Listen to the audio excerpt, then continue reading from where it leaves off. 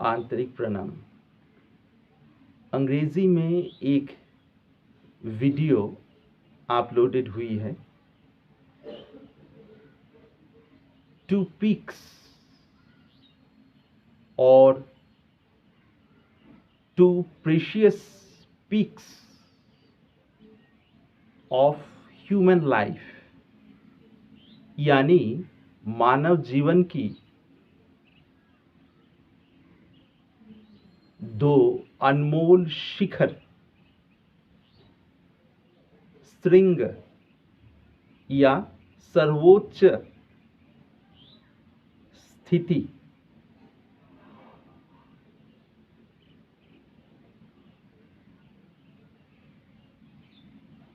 तो ये जो सर्वोच्च स्थिति मानव जीवन की दो बताई गई, प्रथमतः आत्मानुभूति, द्वितीयतः काम शक्ति की रूपांतरण। आत्मानुभूति वास्तविक किसी व्यक्ति में घटित हो तो उनकी बुद्धि संस्कार मुक्त हो जाती है। संस्कार मतलब अनेकों प्रकार के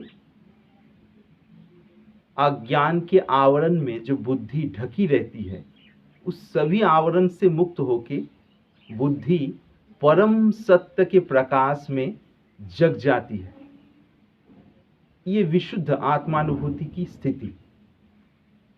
इस स्थिति प्राप्त होने से व्यक्ति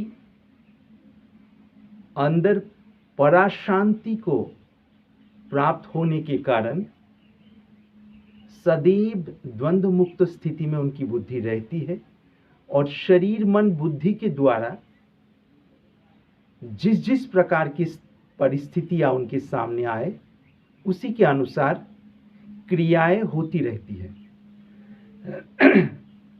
माफ कीजिएगा।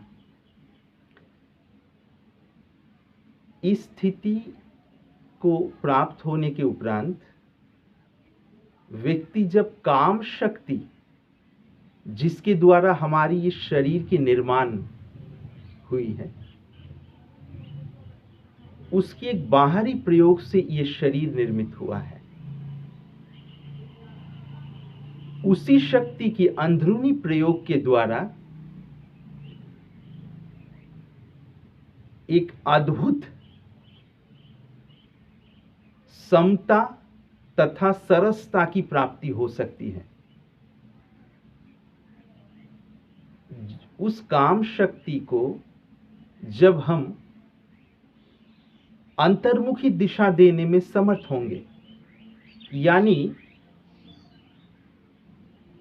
नर नारी एकत्रित होकर शक्ति स्खलन के द्वारा जिस प्रकार के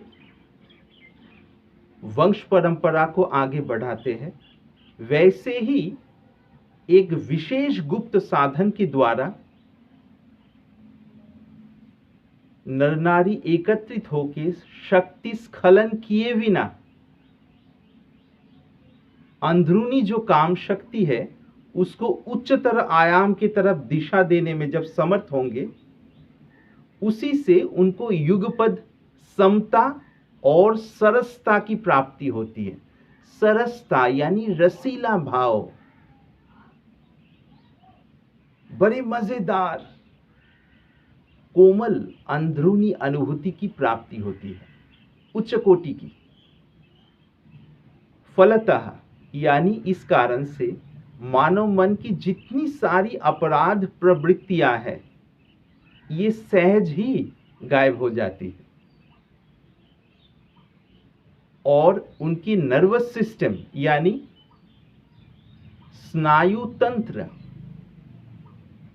सच में ही पुष्ट होते रहते हैं। उस व्यक्ति के जीवन में युगपद समता और सरसता के अनुभूति होने के कारण वो व्यक्ति सहजता से अन्य लोगों के आगे प्रकाश और आनंद के मार्ग प्रदर्शन करने में समर्थ हो सकते हैं। यह मार्मिक बात है। ऋषियों ने ये साधन वर्षों पहले बता के गए, पर ये साधन की नाजुकता की तरफ ध्यान रखते हुए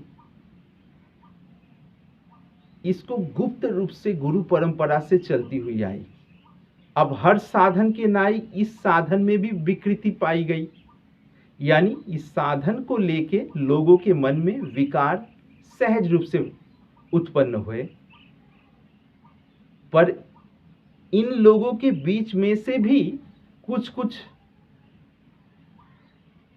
सही साधक और साधिका उस स्थिति को प्राप्त करने में सफलता हासिल की। तो यदि इस प्रकार के महापुरुष प्राप्त हो और जिनके प्रति मन में आंतरिक श्रद्धा और समर्पण हो, वाकायदा उनसे यह मार्गदर्शन प्राप्त करके मनुष्य जीवन को धन्य बना सकते हैं।